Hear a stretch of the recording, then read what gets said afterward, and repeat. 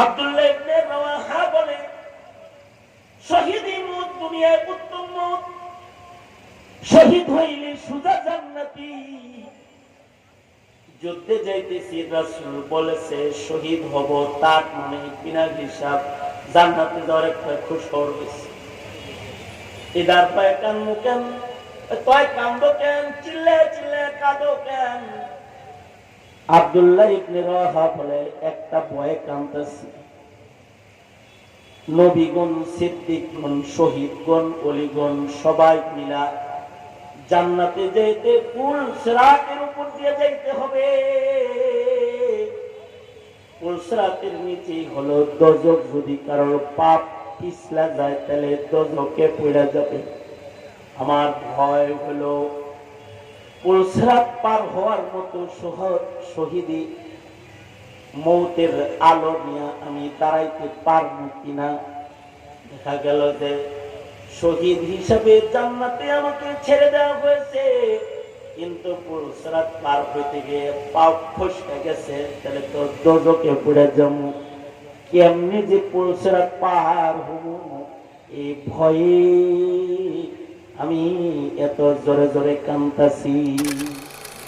আল্লাহুম্মা সাল্লি আলা মুহাম্মাদি ওয়া আলা আলি মুহাম্মাদ কামা সাল্লাইতা আলা ইব্রাহিম ওয়া আলা আলি ইব্রাহিম ইন্নাকা হামিদুম মাজিদ।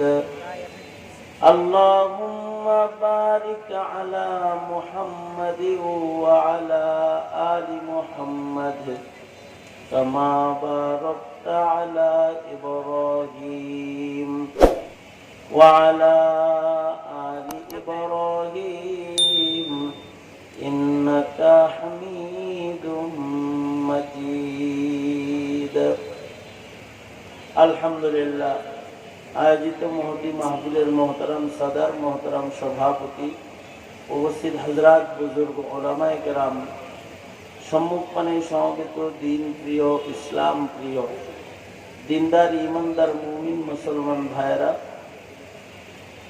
পর্দার আড়াল থেকে মাইকের আওয়াজ শুনছেন পর্দার আড়ালের মা বোনেরা, আল্লাহর দরবারে শকর, আল্লাহ তাআলা দ্বীনি নসিহতের মজমায় ওলামাদের সোহবতে জান্নাতের বাগানে আমাদেরকে আল্লাহ পাক শামিল হওয়ার তৌফিক দান করেছেন। কালিমাতুশ শুকর পড়ি, শুকরিয়া আদায় করি, আলহামদুলিল্লাহ। অল্প সময়ের মধ্যে আজকের মাহফিলের মধ্যমণি শেখুল হাদিস ইবনে শেখুল হাদিস আল্লামা মামুনুল হক দামাত বরকাতুহুম তাশরীফ আনবেন। উনি স্টেজে পৌঁছে যাওয়ার পূর্ব পর্যন্ত সময় কিছু কথা আপনাদের সামনে বলবার মানুষে আয়াত হাদিস পেশ করেছি। সংক্ষেপে কিছু কথা। একটা মানুষ তখন সফল হয় যখন এই মানুষটা আল্লাহর বন্ধু হওয়ার উপযুক্ত হয়। একটা মানুষ তখন সফল হয় যখন সে আল্লাহ ওয়ালা হয়। একটা মানুষ তখন সফল হয় যখন তার জান্নাতে যাওয়া নিশ্চিত হয় এবং জান্নাতের অবস্থান কনফার্ম হয়। ওই সময় একটা মানুষ সফল হয়। এই কারণে আল্লাহ পাক বান্দাদেরকে আল্লাহওয়ালা না হয়ে মৃত্যুবরণ করতে মানা করেছেন, মুত্তাকি মুসলিম না হয়ে মরতে নিষেধ করেছেন এবং সতর্ক করেছেন যে যদি তোমরা নিশ্চিন্ত হতে চাও তাহলে আল্লাহওয়ালা হয়ে যাও, মৃত্যুর আগে মুসলমান হয়ে যাও। কারণ দুশ্চিন্তা, ভীতি এগুলো আল্লাহওয়ালাদের নাই, মুত্তাকিদের কোনো ভয় নাই। যারা জান্নাতে ঢুকে গেল তাদের কোনো পেরেশানি নেই। আলা ইন্না আউলিয়া আল্লাহি লা খাউফুন আলাইহিম ওয়া লা হুম ইয়াহজানুন। একমাত্র দুশ্চিন্তা মুক্ত হবে মানুষ কখন? টাকাওয়ালা হইলে দুশ্চিন্তা মুক্ত না, ক্ষমতার চেয়ারে বসে গেলে দুশ্চিন্তা মুক্ত না, প্রেসিডেন্ট হয়ে গেলে দুশ্চিন্তা মুক্ত না। প্রধানমন্ত্রী হইলে দুশ্চিন্তা মুক্ত না, দেখতে খুব সুন্দর হইলে দুশ্চিন্তা মুক্ত না। সকল প্রকারের ভীতি ও দুশ্চিন্তার থেকে বেরিয়ে যেতে পারবে একটা মানুষ তখন যখন সে আল্লাহওয়ালা হয়ে যাবে। আল্লাহওয়ালা হইতে হবে। আর আল্লাহওয়ালা হবে কখন? যখন দুনিয়া থেকে নিজেকে আলোক করে আখিরাতমুখী করতে পারবে। আর এইটা আল্লাহ পাকের ভয় ছাড়া সম্ভব না। এই কারণে মুত্তাকি হয়ে মরতে আল্লাহ পাক নির্দেশ করেছেন, ইয়া আইয়ুহাল্লাযীনা আমানুত্তাকুল্লাহা হাক্কা তুকাতিহি ওয়া লা তামুতুন্না ইল্লা ওয়া আনতুম মুসলিমুন। আল্লাহ পাক মুসলিম হতে বলেছেন এবং আল্লাহকে ভয় করার মতো ভয় করে কামেল মুসলমান হইতে বলেছেন।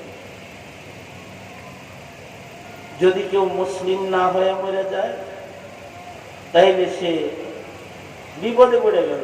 আর যে মুসলিম হয়ে মারা গেল সে নিরাপদ হয়ে গেল, সে জান্নাতে যাওয়ার উপযুক্ত হয়ে গেল, মুত্তাকি হয়ে গেল, আল্লাহওয়ালা হয়ে গেল। তো সে এবার জান্নাতে চলে যাবে। আর দুনিয়ার মেহনতটা হবে একটা বান্দার মুত্তাকি হওয়ারই মেহনত। আল্লাহ পাক বলেন, ওয়াসারিউ ইলা মাগফিরাতিম মির রাব্বিকুম ওয়া জান্নাতিন আরদুহাস সামাওয়াতু ওয়াল আরদু উইদ্দাত লিল মুত্তাকিন। মানুষের জীবনের সাধনা, মানুষের জীবনের মেহনত, মানুষের জীবনের কোরবানি, মানুষের জীবনের প্রতিযোগিতা, এটা হইতে হবে হলো এই মানুষটাকে আল্লাহর মাগফিরাত নেওয়ার জন্য এবং আল্লাহর জান্নাত নেওয়ার জন্য। আল্লাহর রাসূল বলেন, জান্নাতের ভেতরে কেউ যদি একটা লাঠি রাখার জায়গায় পাওয়া গেল, জান্নাতের ভেতরে কেউ, এটা নিশ্চিত হয়ে গেল যে সে জান্নাতের ভেতরে ঢুকতেছে আর একটা লাঠি রাখার জায়গা পাইছে। বাস, দুনিয়া ওয়া মা ফিহা, এই পৃথিবী এবং এর ভিতরে যা আছে তার চাইতে দামি জিনিস সে পাওয়া গেল। প্রধানমন্ত্রী হইলে এত দামি জিনিস পাবে? পাবে না। মুত্তাকি হলে বলে দুনিয়ার বহু রাজা বাদশারা দোজখে যাবে, কিন্তু মুত্তাকিরা আল্লাহর জান্নাতে যাবে। মুত্তাকিদের রাজত্ব খালিদিনা ফিহা, মুত্তাকির রাজত্ব না দুনিয়াতে কোনোদিন কেউ ভাঙতে পারে, না আখিরাতে তার রাজত্ব কেউ ভাঙতে পারে। দুনিয়াতেও মুত্তাকিদের রাজত্ব আল্লাহ পাক হেফাজত করেন।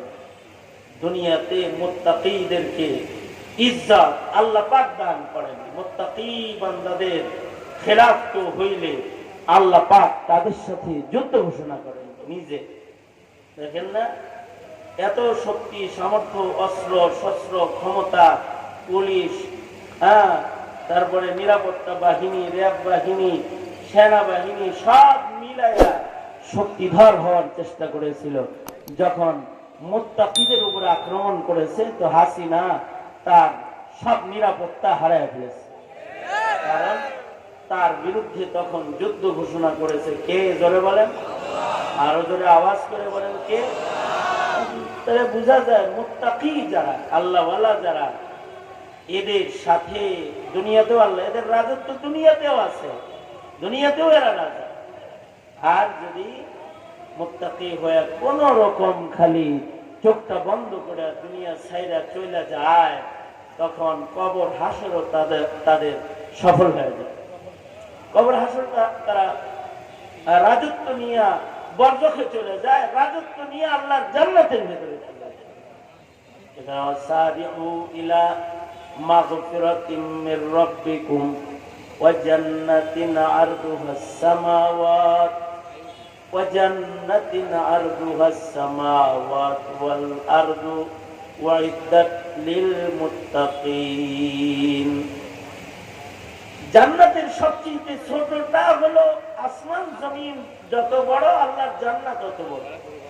উম্মতে মুহাম্মাদীর সবচেয়ে ছোট জান্নাত হলো 10 দুনিয়ার সমান। সেখানে কেউ দুনিয়ার এমপি, মিনিস্টার, মন্ত্রী হয়ে গেল, সফল হয়ে গেল? সফল না। কিন্তু সফল হবে সে রাস্তার ফকির, কিন্তু জান্নাতি হয়ে গেছে। সফল হয়ে গেছে। কারণ রাজা বাদশারাও তাদের দায়িত্বের কারণে, এমপি মন্ত্রীরা, অর্থওয়ালারা, ধনীরা তাদের দায়িত্বের কারণে আল্লাহর আদালতে গ্রেফতার হয়ে যায়। আর আল্লাহর আদালত দূরের কথা, যদি আমানতের খেয়ানত হয় দুনিয়া গ্রেফতার হয়ে যায়। দুনিয়া গ্রেফতার হয় না?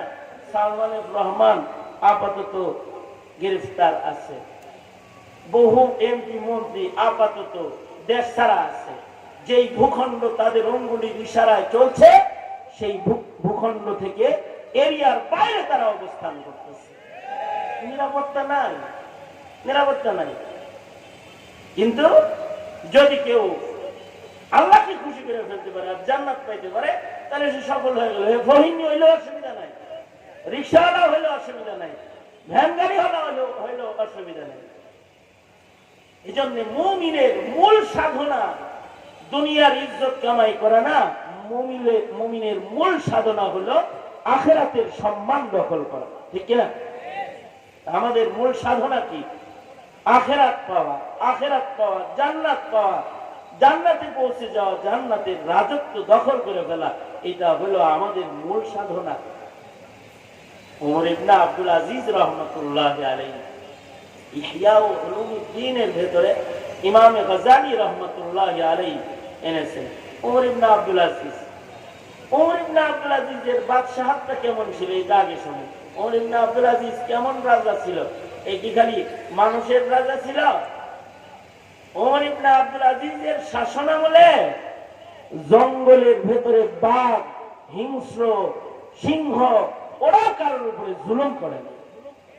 তার মানে ওমর ইবনে আব্দুল আজিজের সালতানাত এটা শুধু মানুষের সমাজে না, মানব সমাজে না, শুধু জঙ্গলেও প্রতিষ্ঠিত হয়েছে।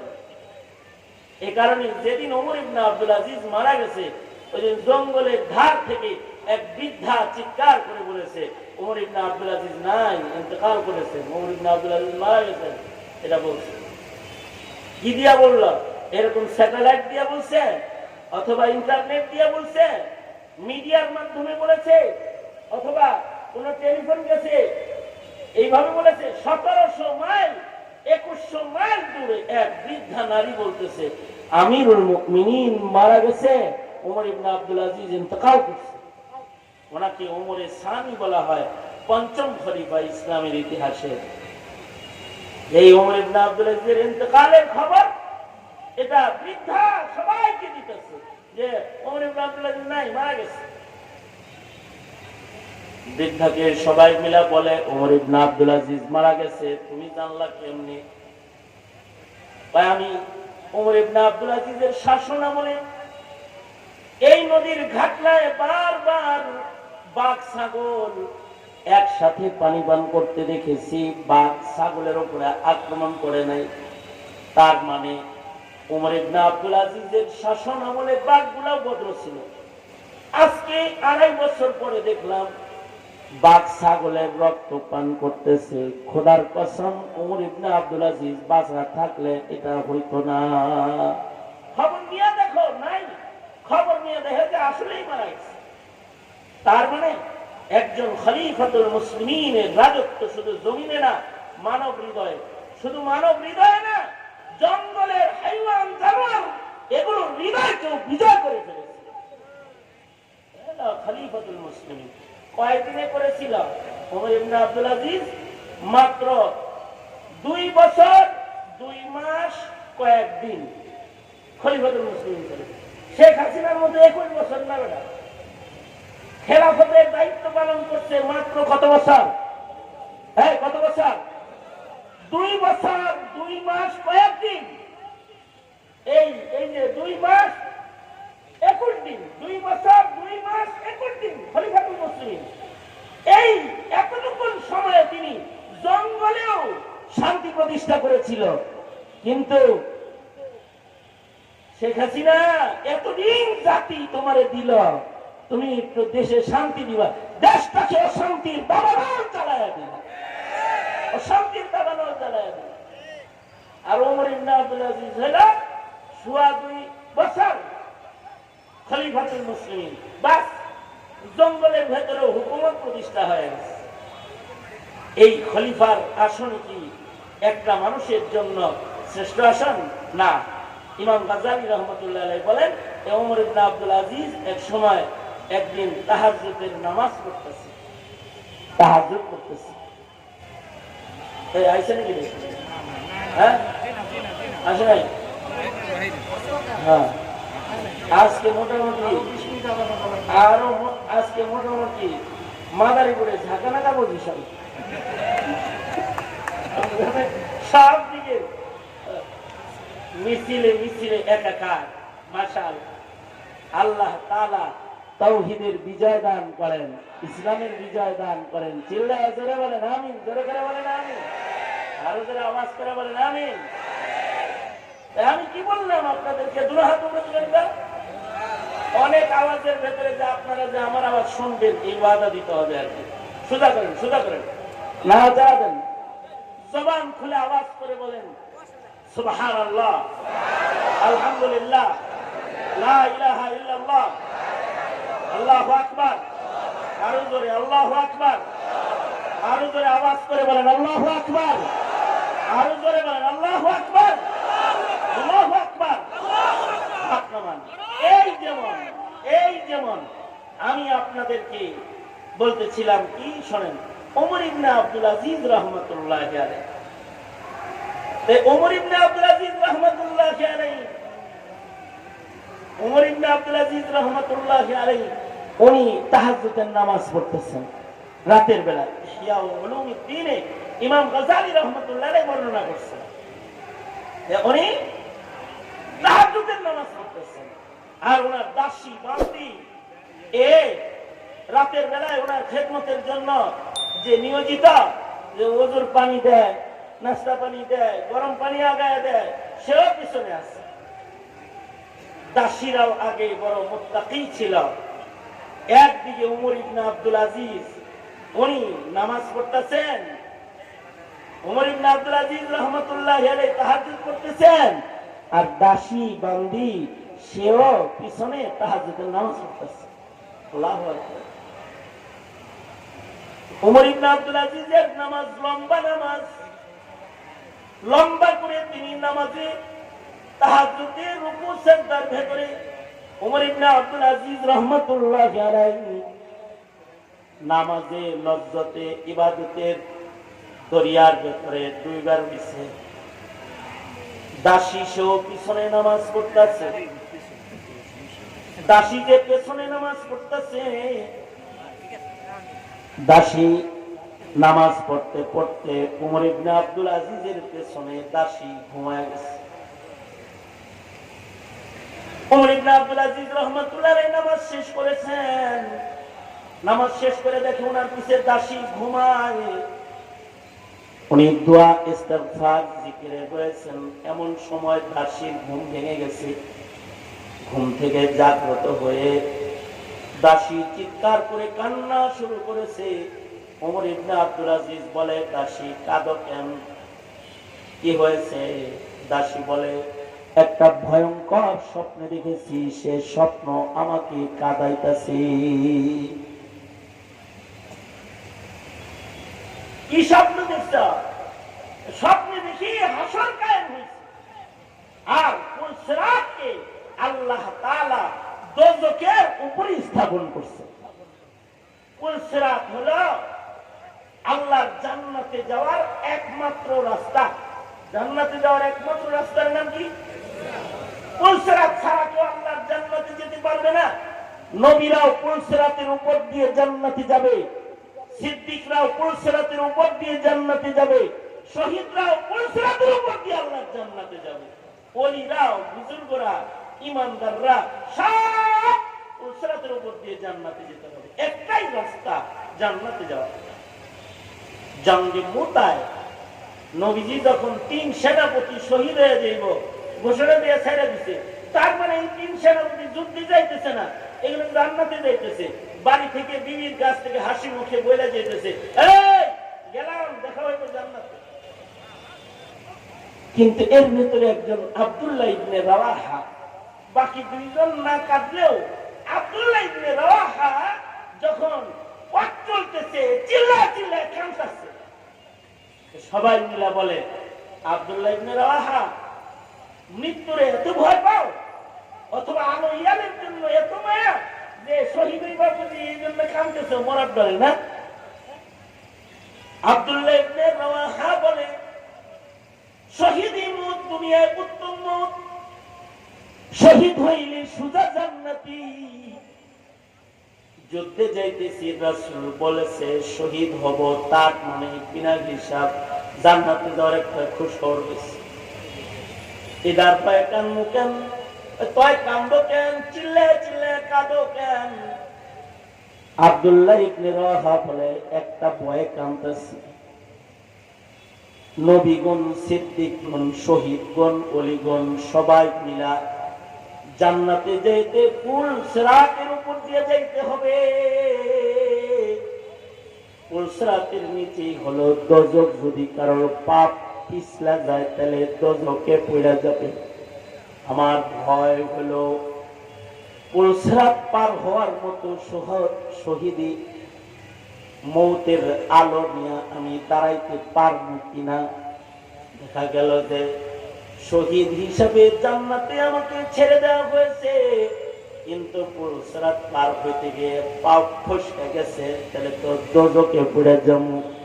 কেমনি যে পুল সিরাত পার হব, এই ভয়ে আমি এত জোরে জোরে কাঁদতাছি। এটা হলো তাকওয়াল্লাহ, ইন্না আকরামাকুম ইনদাল্লাহি আতকাকুম। যার তাকওয়া যত বেশি, আল্লাহর কাছে তার সম্মান তত বেশি। তার মানে হলো পুল সিরাতের পুল, এটা দোজখের উপরে আল্লাহ পাক স্থাপন করবেন। দাসী বলে, স্বপ্নে দেখি যে হাসর কায়েম হয়েছে আর পুল সিরাতকে জাহান্নামের উপরে স্থাপন করা হয়েছে। একজন একজন করে ডাকে, আর একটা একটা করে পুল সিরাতের উপরে উঠে কেউ যাইতে পারে আর কেউ পড়ে যায়। তুমি কাঁদতেছো কেন? কয় কাঁদতেছি, আমি স্বপ্নে দেখি পুল সিরাতের উপরে এক একজন করে ডাকা হইতেছে, আর আমি ওখানে গেছি আর দেখি একজন বাদশাকে ডাকা হলো। বাদশার নাম আব্দুল মালিক বিন মারওয়ান। মালিক বিন মারওয়ান যখন পুল সিরাতের উপরে দাঁড়াইলো, কয়েক কদম হাঁটতে যায়, পাও ফসকে সে নিচে পড়ে গেল। এত বড় বাদশাহ কিন্তু পুল সিরাত পার হইতে পারলো না। তারপরে কি দেখেছো? উমর ইবনে আব্দুল আজিজ বলে, তারপরে কি দেখছো? তারপরে দেখলাম ডাকা হলো ওয়ালিদ ইবনে আব্দুল মালিক বিন মারওয়ান কি। ওয়ালিদ বিন আব্দুল মালিক বিন মারওয়ান আসলো, সেও কয়েক কদম হাঁটলো, আর পাপ পিছলা সে দোজখে বেড়ে গেল। তারপরে কি হলো? তারপরে আর একজন খলিফাকে ডাকা হলো, সেও আব্দুল মালিক বিন মারওয়ানের আর এক ছেলে, তারে ডাকা হলো। সেও কয়েক কদম হাঁটার পরে সুলাইমান বিন আব্দুল মালিক বিন মারওয়ান, তাকে ডাকা হইলে সেও পুল সিরাতের উপরে দাঁড়াইলে পাপ পিছলা সেও পড়ে গেল। তারপরে কারে ডাকা হলো? তারপরে আপনার নাম ডাকা হলো, উমর ইবনে আব্দুল আজিজ আসো। উমর ইবনে আব্দুল আজিজ এই কথা শোনার পরে অজ্ঞান হয়ে বেহুশ হয়ে গেলেন। এখনো পর্যন্ত খবর শুনে নাই উনি কি পার হইছে না পড়ে গেছে তা শুনে নাই। পুল সিরাতের উপরে ডাকা হইছে, এই কথা শোনার পরে উনি অজ্ঞান হয়ে গেছে। দাসী কানের কাছে চিৎকার করে করে মাথায় পানি দিয়ে বলতে লাগলো, আমিরুল মুমিনিন, আপনার পূর্বের তিনজন খলিফা আদালত না করার কারণে পাও ফসকা পড়ে গেছে, স্বপ্নে দেখলাম। কিন্তু আপনি যখন ডাকে সাড়া দিয়ে পুল সিরাতে দাঁড়ালেন, খোদার কসম, আল্লাহর কসম, আমি স্বপ্নে দেখি বিজলির আকারে পার হয়ে আপনি আল্লাহর জান্নাতে চলে গেছেন। কিন্তু এরপরে উমর ইবনে আব্দুল আজিজের কোনো হুঁশ টুস নাই, উনি তো বেহুশ হয়ে পড়ে রয়েছেন। অনেক পরে ওনার হুঁশ আসছে। হুশ আসছে পরে কয়, বান্দি আমার যে টাকা হইলো আমি কি যাইতে পারছি না কইরা গেছি? আপনি তো টাকা হইলো শুইলেই অজ্ঞান হয়ে গেছেন। কি লেগে অজ্ঞান হয়েছেন? আল্লাহর ভয়ে। না জানি ওই দিন আল্লাহর আদালতে আমার কি হয়েছে। এটা হলো তাকওয়াল্লাহ। এই তাকওয়াল্লাহ যদি কারোর আসে, সে রাজা হওয়া লাগে না, খলিফা হওয়া লাগে না, ফকির হয়ে গাছতলায় ঘুমাইলো আল্লাহর জান্নাতের রাজত্বটা তাকে দেওয়া। আর যদি কেউ আব্দুল মালিক বিন মারওয়ান হয়ে যায়, ওয়ালিদ ইবনে আব্দুল মালিক বিন মারওয়ান হয়ে যায়, সুলাইমান বিন আব্দুল মালিক বিন মারওয়ান হয়ে যায়, হাজ্জাজ ইবনে ইউসুফের মতো ক্ষমতাধর শাসক যদি হয়ে যায়, আর যদি শাপলা চত্বরে আলেম হত্যাকারী শেখ হাসিনাও হয়ে যায়, ধরা খেয়ে দিতে, কবরেও ধরা, হাসরেও ধরা, সব জায়গায় ধরা। এই জন্য একজন মানুষের মূল সাধনা হলো জান্নাত দখল করা। মনে মনে ভাবতে পারেন আপনারা হাত পাখা রিক্সা এত না কাকে, যদি জান্নাতি পাওয়া যায় মুত্তাকি হইলে মার কালে রাজনীতি করতে আইছেন কে? হ্যাঁ মিয়া, আমাদের বাপ দাদারা তো আমাদেরকে তাসবিহ জিকিরের মুসল্লায় আর নামাজের মেহরাবি মসজিদের জায়নামাজেই আমাদের বসায় দিয়ে দিয়েছিল। তখন ইসলামের জয় জয়কার ছিল, তখন নবীজির ওই সুন্নতের আমল ছিল, ফাসাব্বিহ বিহামদি রাব্বিকা ওয়াস্তাগফির। কিন্তু যখন মুসলমানের নামাজের মুসল্লায় বন্ধ হয়েছে, কিন্তু যখন মুসলিম রমণীর গর্বে হিন্দুত্ববাদের চাষাবাদ শুরু করার পরিকল্পনা নীলনকশা ইসলাম এগেছে, যখন খাতমে নবুয়ত নিয়ে টানাটানি শুরু হয়েছে, যখন মুসলমানের সন্তানকে হিন্দুত্ববাদ শিক্ষা দিয়ে ইসলাম শিক্ষা থেকে দূরে সরানোর চক্রান্ত 21 বছর আওয়ামী লীগ করেছে, তখন আমার দেশের মুসলমানের জান্নাত রক্ষা করার জন্য এবার রাজনীতির চেয়ে দখল করা ছাড়া আর কোন রাস্তা এখন নাই।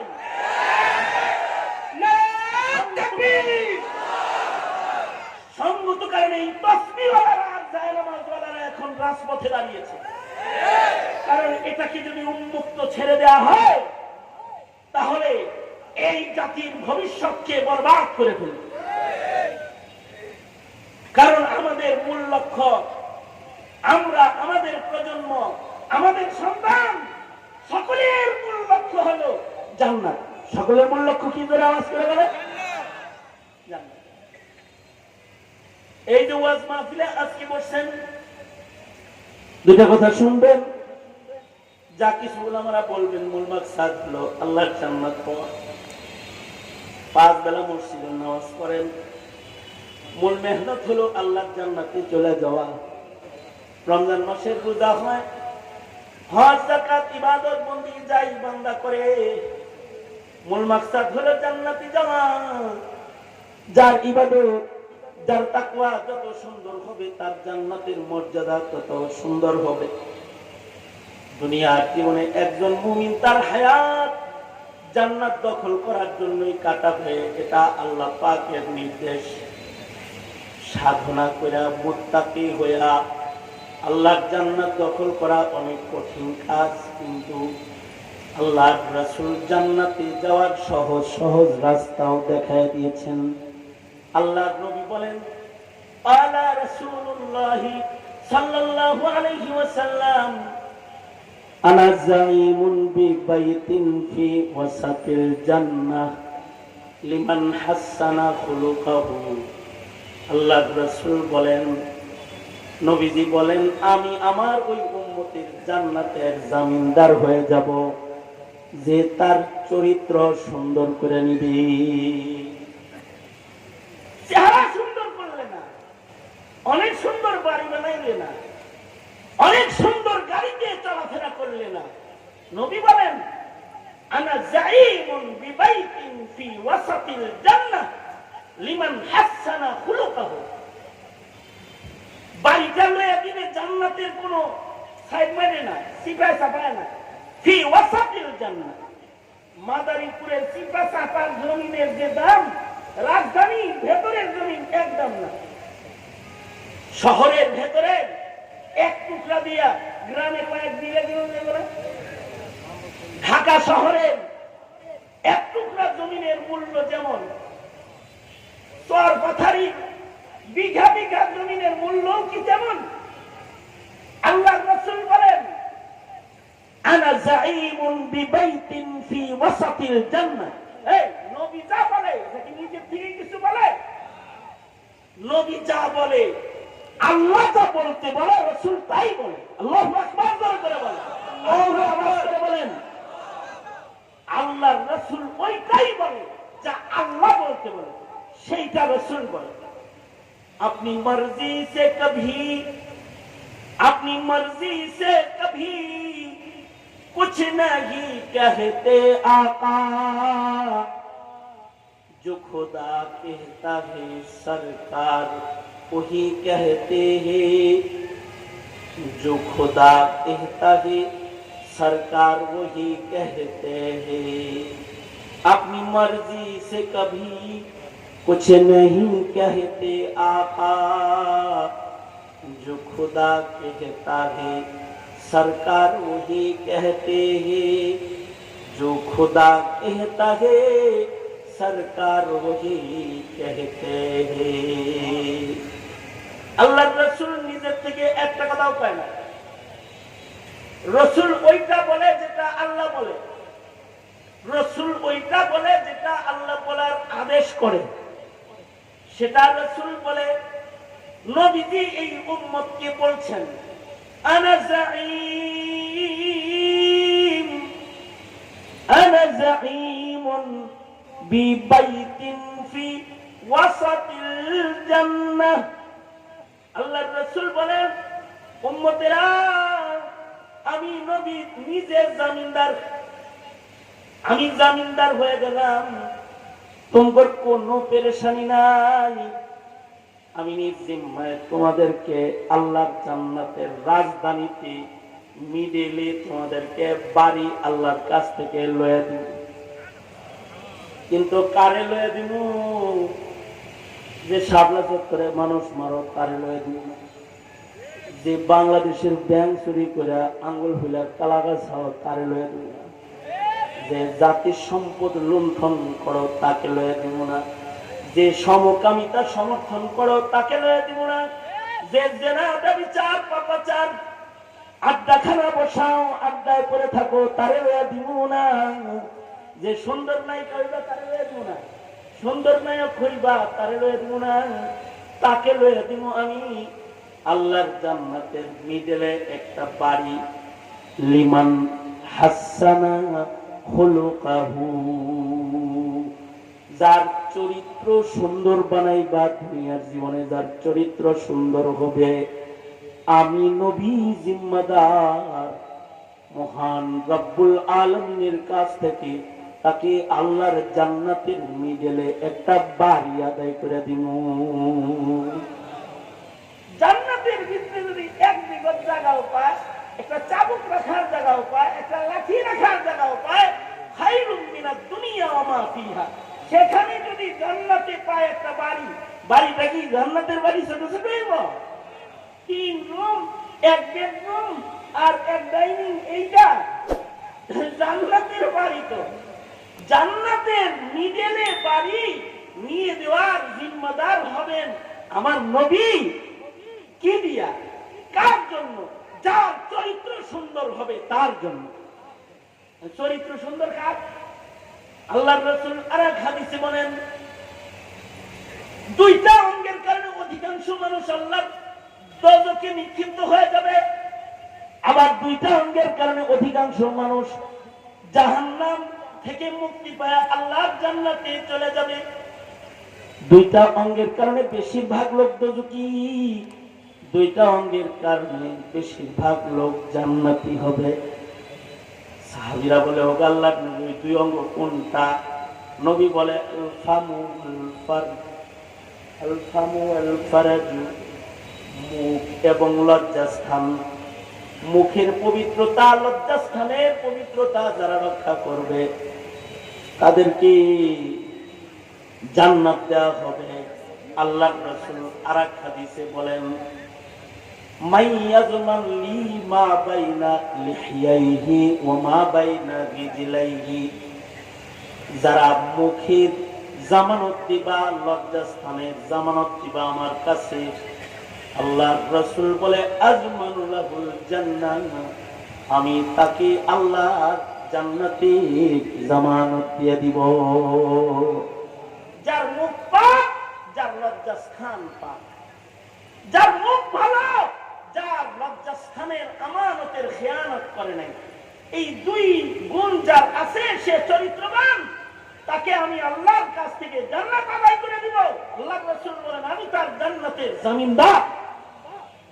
নবীজি অন্যত্র বলে সিলমান আতাআকা ওয়াফু আম্মান যালামাকা ওয়া আহসিন ইলা মান আসাআ ইলাইকা, তোমার সাথে কেউ সম্পর্ক ছিন্ন করে তুমি তার সাথে সম্পর্ক জুড়ে দাও, তোমাকে কেউ জুলুম করে তুমি তাকে ক্ষমা করে দাও, তোমার সাথে কেউ খারাপ ভাবে আসে তুমি তার সাথে ভালো হয়ে যাও। এগুলো হলো আখলাক, এগুলো হলো চরিত্র। আর চরিত্রের কারণে আল্লাহ পাক জান্নাত দান করবে। যার মুখ পাক সে মুমিন, তার মুখে আছে লা ইলাহা ইল্লাল্লাহ, আর যার মুখে লা ইলাহা ইল্লাল্লাহ নাই, তার মুখ না পাক, সে জাহান্নামী। আর যে একবার বলবে লা ইলাহা ইল্লাল্লাহ, তার মুখ পাক হয়ে গেছে, আল্লাহর জান্নাতি। আল্লাহু আকবার কবিরা।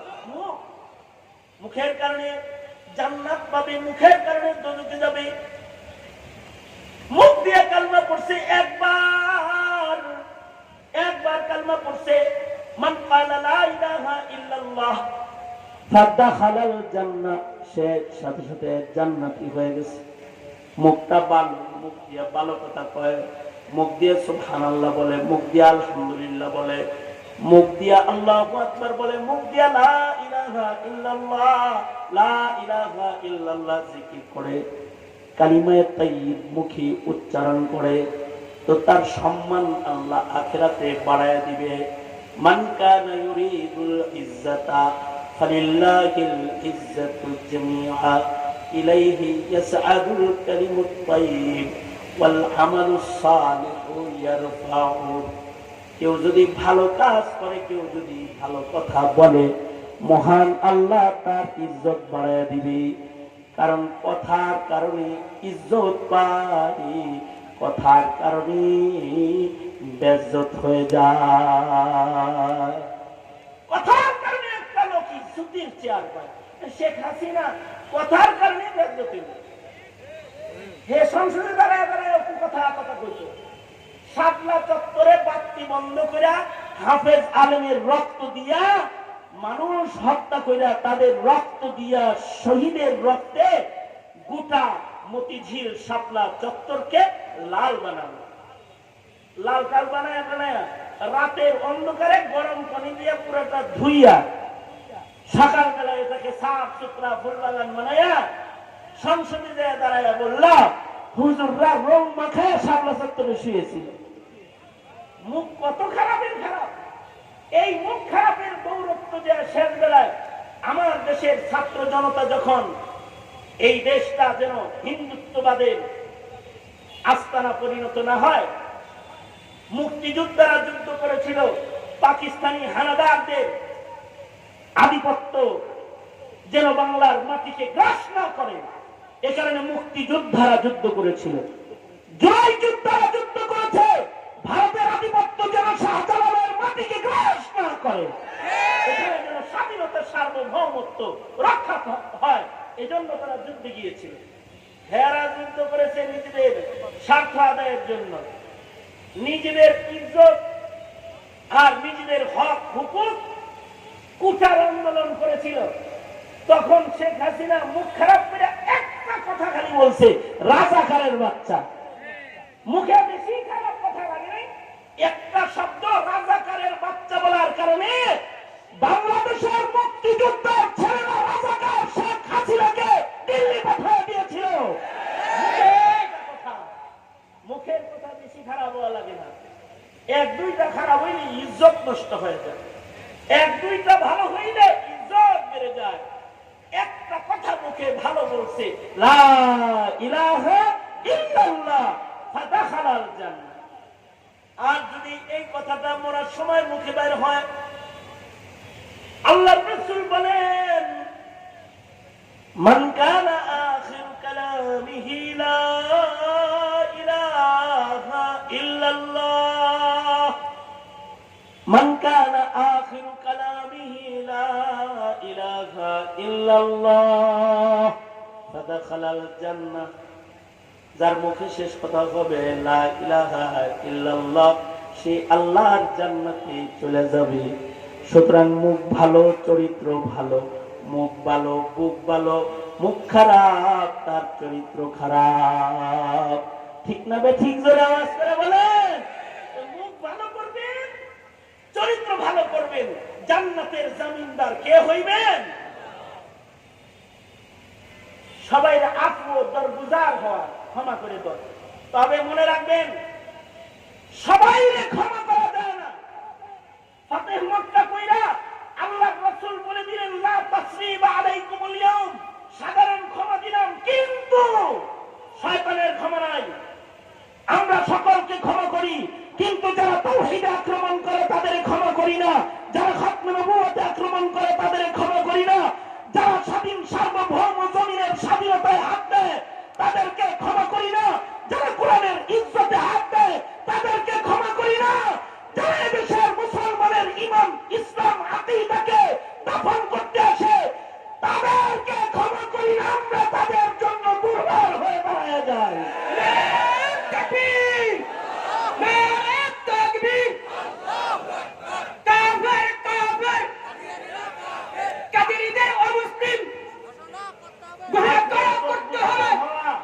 ঠিক আছে, সবার সাথে ভালো ব্যবহার করি, কিন্তু কুফরের সাথে আপোষ নাই। ঠিক কিনা? যারা আওয়াজ করে বলেন। যারা দেশ ও মিল্লাতের ঈমান ইসলাম নষ্ট করবে তাদের সাথে আপোষ নাই, কোন আপোষ নাই তাদের সাথে।